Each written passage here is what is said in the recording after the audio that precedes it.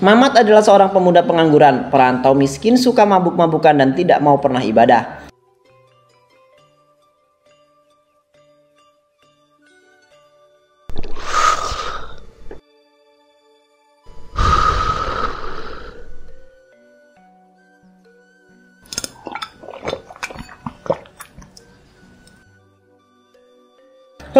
Dunia ini tuh nggak adil, ngerti nggak sih? Aku itu udah capek kerja, capek usaha, capek hidup, tapi ya tetap aja miskin.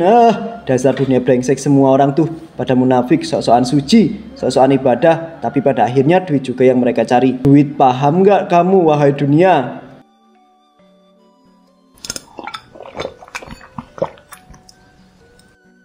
Aku ini nggak butuh apa-apa, cuma butuh ketenangan, dan ketenangan itu aja ada di dalam botol ini, ya kan? Ya dong nih, kita minum lagi.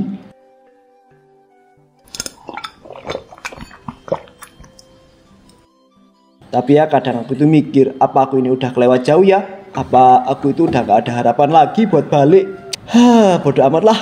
Lalu tiba-tiba lewat Danu, teman Mamat yang mau pergi sholat tarawih. Astagfirullah Mamat, kamu itu masih begini aja ya? Udah malam begini bukannya ke masjid, malah duduk di sini mabuk-mabukan. Apa nggak capek hidup kayak begini terus? Danu, kamu ini masih aja percaya sama yang namanya ibadah? Apa gunanya ibadah itu? Hidup tuh soal duit, soal perut kenyang, bukan soal duduk lama-lama di masjid sambil dengerin ceramah yang nggak ada manfaatnya. Mamat, hidup ini bukan cuma soal dunia. Kita itu butuh bekal buat akhirat juga. Kamu sadar gak sih selama ini kamu itu jauh dari agama? Bekal akhirat? Ngomong kosong, lihat aku nih. Danu, aku itu nggak pernah ibadah, nggak pernah sholat, tapi aku itu masih hidup. Aku masih bisa ketawa, masih bisa menikmati dunia ini. Sementara kamu itu sibuk ke masjid tiap malam, tapi tetap aja miskin. Apa gunanya ibadah kalau tetap hidup susah? Mamat, bukan begitu cara memikirnya. Bukan begitu cara berpikirnya. Hidup ini bukan cuma buat bersenang-senang sesaat. Kamu itu pikir dengan mabuk-mabukan kamu itu bisa bahagia. Coba jujur deh, kamu itu bahagia nggak sekarang? Bahagia? Siapa yang peduli sama bahagia? Aku tuh nggak butuh kebahagiaan. Yang penting aku itu bisa lupa sama semua masalahku. Ngerti nggak kamu itu? Mamat, aku itu nggak mau ya kamu terus-terusan begini. Udah berapa lama kamu itu hidup dalam kebiasaan yang seperti ini? Mabuk setiap malam, nggak kerja, nggak ibadah, nggak peduli sama hidupmu sendiri. Sampai kapan kamu itu mau hidup seperti ini? Sampai aku itu mati. Udah jelas kan? Aku itu nggak punya masa depan, nggak punya harapan, nggak ada yang peduli sama aku. Kamu pikir ngajak aku itu ke masjid bisa merubah semuanya? Mimpi.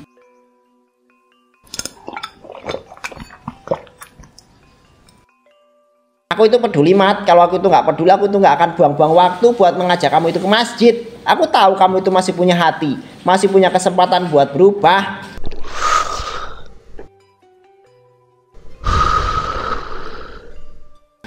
Dasar kamu Danu, masih aja percaya sama orang sepertiku. Udahlah, sana pergi, jangan ganggu aku tuh menikmati hidupku. Aku gak akan maksa, Mat. Tapi aku itu harap suatu hari nanti kamu itu sadar kalau jalan yang kamu pilih itu salah. Aku doakan semoga suatu saat kamu itu bisa kembali di jalan yang benar. Lalu Danu melanjutkan menuju ke masjid, sementara Mamat tetap menenggak mirasnya tersebut.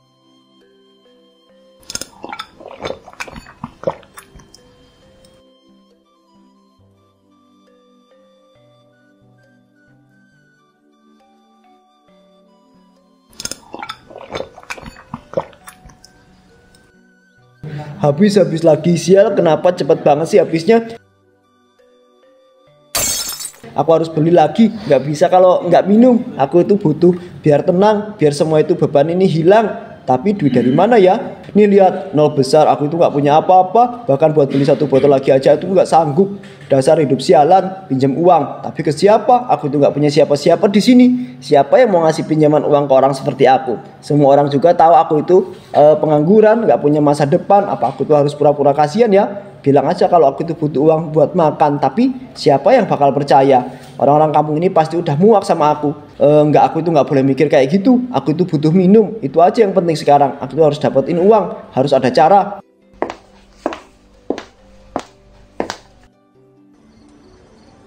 Mamat kemudian beranjak dari tempat dia mabuk untuk mencari uang tanpa tujuan yang jelas. Sial, uang nggak ada, miras nggak ada, hidup nggak jelas. Aku tuh butuh minum. Aku harus cari cara biar bisa beli miras lagi. Tapi gimana ya? Tiba-tiba langkah berhenti. Ia berdiri depan masjid yang sedang penuh dengan jamaah tarawih.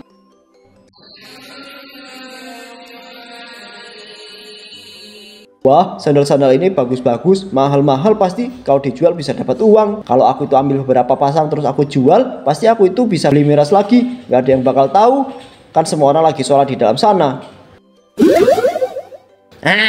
Itu bagus Mamat, ide yang bagus, sangat bagus. Siapa itu? Aku cuma teman yang selalu mendukung keinginanmu. Keinginanku? Kamu butuh uang kan? Kamu butuh minum lagi kan? Nah, sandal-sandal itu bisa membantumu. Ambil saja, jual, kemudian beli minuman. Mudah bukan? Lagi pula mereka itu bisa beli sandal baru. Cuma sandal sepele loh. Ya sih, cuma sandal. Mereka pasti nggak bakal sadar. Nah, itu baru pintar. Bayangkan, kamu itu bisa beli miras lagi. Bisa menikmati malam ini tanpa ada rasa pusing mikirin duit. Oke, di saat ini aku itu butuh uang, aku butuh miras. Dan sandal-sandal ini, ini adalah jawaban. Aku tuh ambil beberapa, jual, dan masalahku beres deh. Mamat langsung beraksi mengambil sandal-sandal milik para jamaah masjid.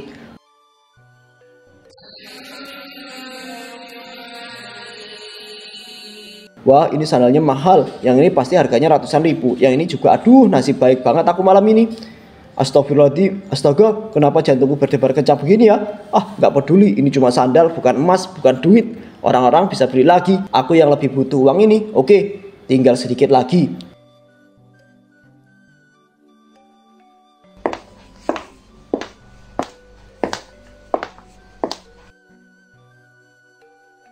Sukses, tinggal kabur dari sini. Jual dan pesta miras lagi.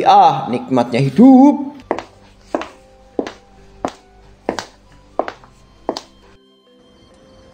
Mamat kemudian pergi ke tempat di mana dia bisa menjual sandal curiannya tersebut.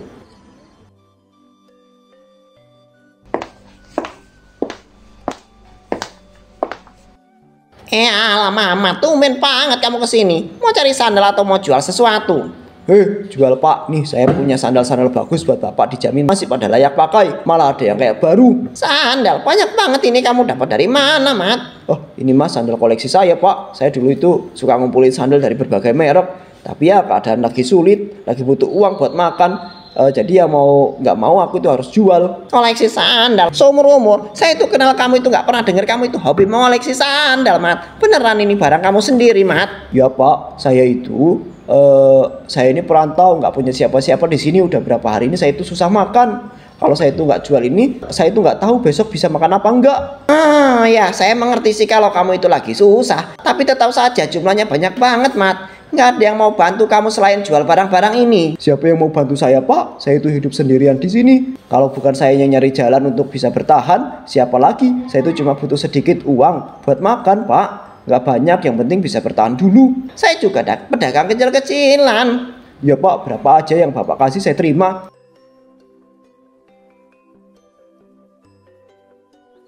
Ini Mat uangnya, saya cuma punya segitu.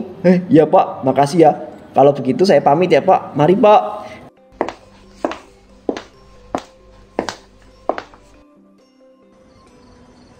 Di sisi lain ada beberapa jamaah yang sudah selesai sholat yang kemudian hendak pulang. Namun mereka kaget karena tidak menemukan sandal milik mereka. Loh, kok sandal saya itu nggak ada? Barusan saya taruh di sini. Iya, sandal kamu juga hilang. Jangan-jangan, astagfirullah, sandal saya juga nggak ada. Tunggu, jangan bilang semua sandal bagus yang ada di sini hilang. Coba cek dulu, siapa tahu cuma ketukar. Aduh, ini gimana sih? Masa sandal itu bisa ketukar? Ini nggak ada sandal yang mirip punya saya sama sekali loh. Iya, sandal saya juga nggak ada jejaknya. Ini bukan ketukar, ini mah dicuri. Astagfirullahaladzim, ada-ada zaman sekarang orang itu datang ke masjid buat ibadah, malah ada orang yang datang buat nyolong sandal. Nggak takut dosa apa ya? Udah capek-capek ibadah, pas pulang malah dapat musibah. Sandal saya itu mahal. Waduh, gimana ya pulangnya sekarang? Ya mau gimana lagi, kayaknya kita harus pulang nyeker malam ini. Semoga yang ambil sandal kita itu dikasih hidayah. Kalau memang dia butuh uang, mending minta baik-baik daripada menyolong. Iya sih, tapi tetap aja kesel. Coba nanti kita lapor ke pengurus masjid, biar besok-besok ada cara buat cegah kejadian seperti ini lagi. Setuju, kita nggak bisa diam saja. Kita harus solusinya biar nggak kejadian lagi.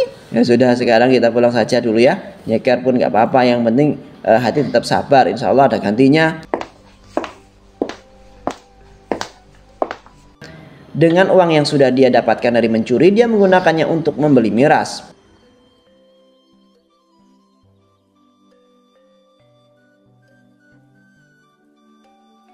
Wah, tumben datang malam-malam begini, Met. Biasanya cuma nongkrong di luar, sekarang malah masuk ke dalam. Ada angin apa? Ada rezeki nomplok bang. Jadi ya malam ini mau pesta dikit. Rezeki nomplok dari mana tuh? Kerja aja kakak tiba-tiba punya duit. Bang Joko ini kepo aja. Yang penting duitnya halal. Maksudnya yang penting duitnya ada. Udahlah, nggak usah banyak tanya. Langsung aja. Tak kasih biasa ya. Ya bang, malam ini aku mau nikmatin hidup. Ya sudah kalau gitu. Mau berapa botol? Kasih 3 botol deh. Biar puas sekalian. Wah, 3 botol mau mabuk sampai nggak sadar ha? Justru itu tujuan utamanya bang. Biar lupa sama dunia yang penuh masalah ini.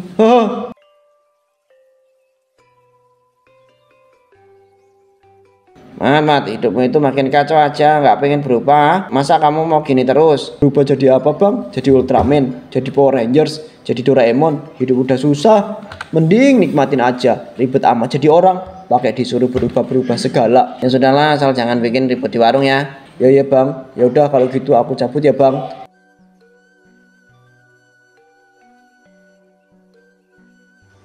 Mamat merasa kecanduannya semakin parah dan butuh lebih banyak uang. Ia kembali mencuri sandal jamaah malam berikutnya.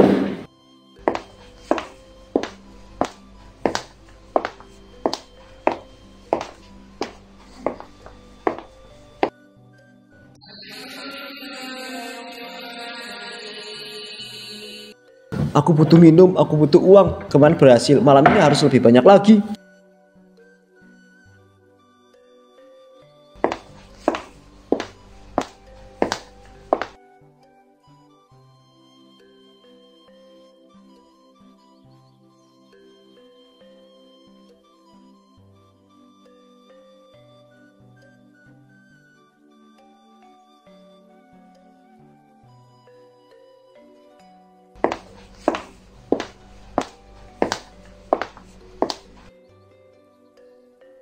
Ini pasti sandal-sandal baru mahal semua nih. Besok pagi aku jual lagi ke Pak Jaja. Uangnya buat beli miras lebih banyak.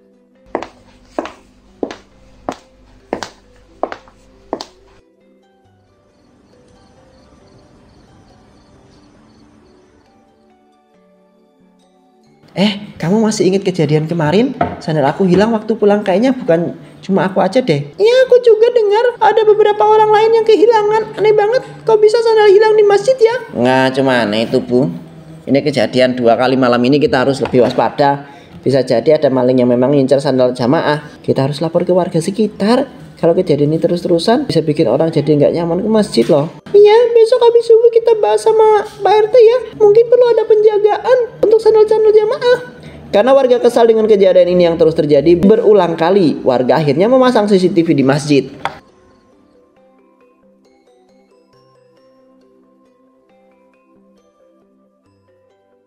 Mas, kami benar-benar butuh CCTV ini. Pencurian sandal di masjid ini sudah kejadian berkali-kali. Jamaah mulai resah, ini nggak bisa dibiarkan terus. Ya, saya juga sudah dengar dari beberapa warga kalau udah beberapa kali terjadi. Berarti memang ada yang sengaja memanfaatkan kesempatan. CCTV ini bisa bantu kita menangkap pelakunya. Makanya Pak, kami semuanya sepakat buat patungan beli CCTV biar nggak ada lagi yang berani macam-macam di lingkungan masjid. Kalau begitu Pak, nah sekarang saya mau tanya, kameranya mau dipasang di mana saja? Saya sarankan satu di gerbang utama, satu di dekat rak sandal, dan satu lagi di pojok belakang, biar nggak ada celah maling kabur tanpa terekam. Ya, yang paling penting itu yang di rak sandal, pelakunya pasti ngincar tempat tersebut. Betul Pak, biasanya kalau sudah tahu ada CCTV maling langsung takut. Minimal kalau masih nekat, kita punya bukti buat menangkap dia. Wah, alhamdulillah kalau begitu. Kira-kira berapa lama ya pasangnya Mas? Kalau nggak ada kendala, kira-kira 2 jam selesai Pak.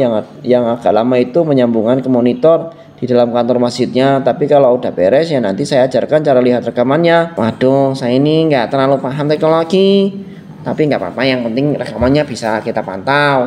Tenang aja Pak, saya bakal kasih petunjuk gampang kok. Yang penting nanti ada yang jaga. Kalau ada kejadian aneh, langsung dicek rekamannya. Bismillah, semoga ini jadi solusi buat masalah yang selama ini bikin resah jamaah. Amin Mas, mudah-mudahan setelah ini nggak ada lagi yang berani mencuri di masjid kita ya.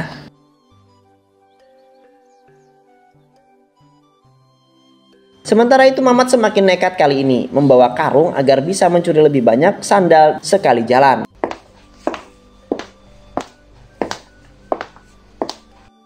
Kemarin cuma dapat beberapa pasang, uangnya cuma habis. Kali ini aku nggak boleh tanggung-tanggung. Kalau mau kaya ya harus nekat.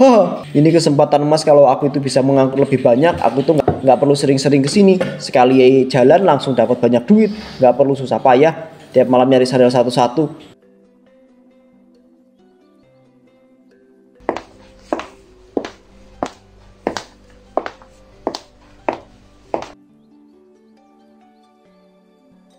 Oke, mulai dari yang paling mahal dulu nih. Wah, ini merek bagus, ini pasti mahal kan?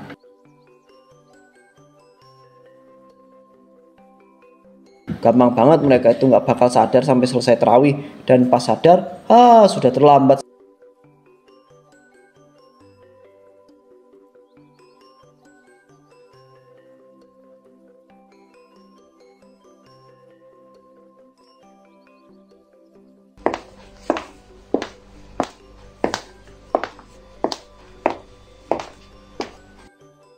Sekarang aku kayak maling kelas teri, nyuri sandal buat mabuk.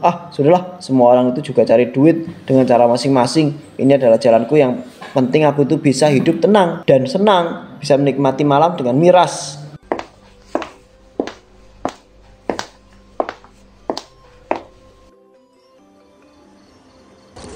Mamat kembali menjual sandal hasil curian dan mendapat uang lebih banyak. Ia langsung memborong miras dalam jumlah yang besar.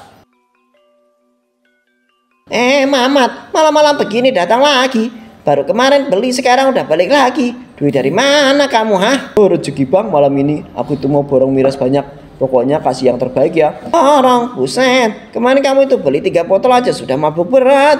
Sekarang mau beli lebih banyak lagi. Jangan sampai telepon nanti di jalan kamu ya, Mat. Udah bang, saya itu bayar pakai uang tunai. Ini duit asli.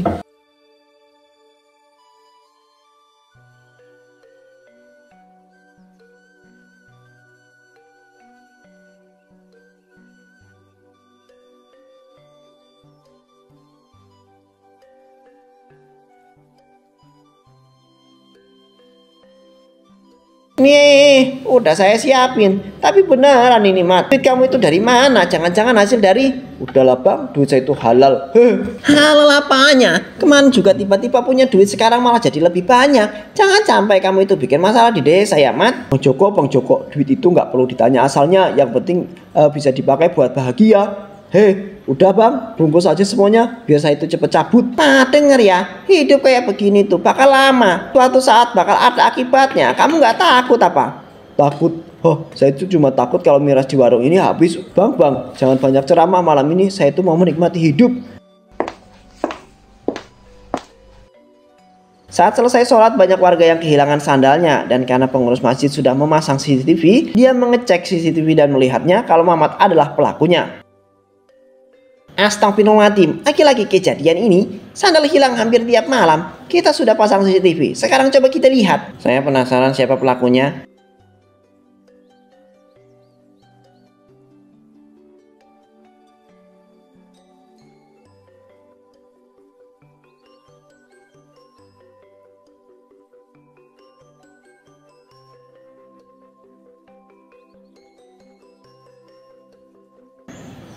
Ya Pak RT, ini lihat, ini Pak RT.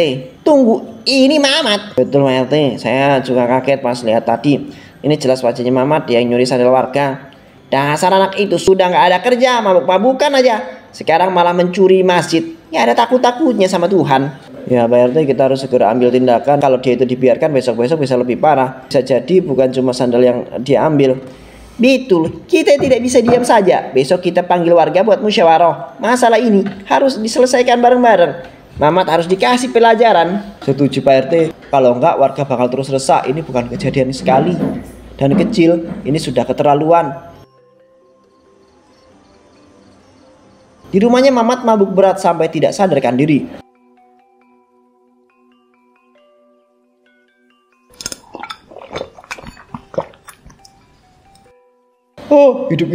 Hidup ini enak banget. Siapa bilang susah? Cuma perlu minum terus semua masalah hilang.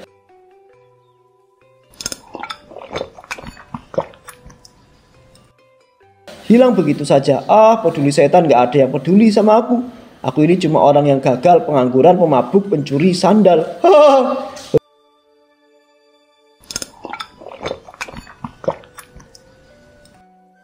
Beberapa warga memutuskan untuk mendatangi rumah Mamat untuk menginterogasinya. Mamat, keluar.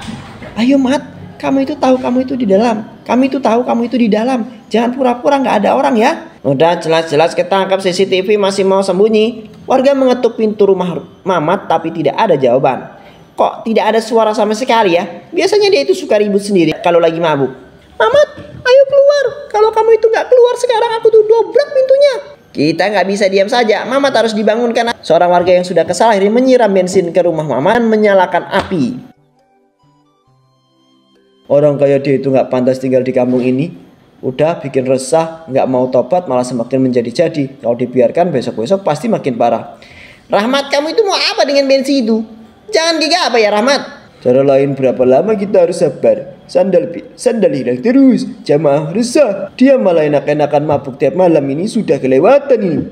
Rahmat, jangan bertindak sejauh ini. Ini bisa berbahaya. Udah nggak ada pilihan lain. Pak RT, kampung ini butuh ketenangan. Dan orang kayak seperti dia tidak bisa dibiarkan untuk hidup. Rahmat menyalakan korek api dan melemparkannya ke dinding rumah yang sudah basah oleh bensin. Lalu api itu menyala dengan sangat besar. Apa ini? Kenapa panas? Aku kenapa? Api, tolong. Api itu kemudian menyala dengan sangat besar dan melahap rumah Mamat beserta Mamatnya.